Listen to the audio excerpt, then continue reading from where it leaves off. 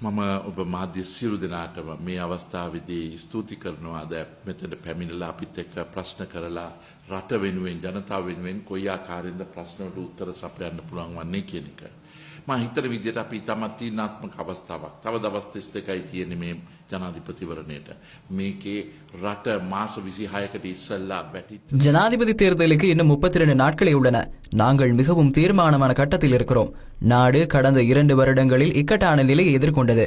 இருப்பினும் தற்போது அதிலிருந்து நாம் மீண்டு வருகிறோம். வாக்குகளுக்காக வேட்பாளர்கள் பொய்யான வாக்குறுதிகளை வழங்குகின்றனர். நாட்டின் முன்னேற்ற பாதை தொடர்பாக சிந்தித்து செயற்பட வேண்டும். பொருளாதாரம் தற்போது ஒரு குறிப்பிட்ட நிலையை எட்டியுள்ளது. வரிசையில் நிற்கும் காலம் முடிந்து கல்வி, சுகாதாரம் உள்ளிட்ட பல துறைகளில் வளர்ச்சி ஏற்பட்டுள்ளது. இதனை எதிர்காலத்திலும் தொடர வேண்டும். மேடைகளில் வேட்பாளர்கள் பல்வேறு வாக்குறுதிகளை வழங்குகிறார்கள்.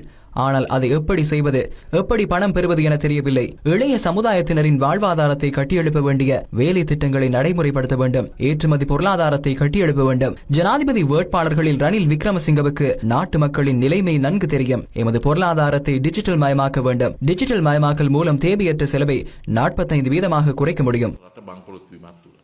මේ රටේ අපි දැන් අමාරුවෙන්වත් දන්නවා අසීමිත ඉල්ලීම් තියෙනවා, සීමිත සම්පත් තියෙනවා. මේ දෙක කොහොමද කොයි ආකාරයෙන්ද ජනතාවට ඒ සීමිත සම්පත අසීමිත ඉල්ලීම් වලට බෙදන්නේ?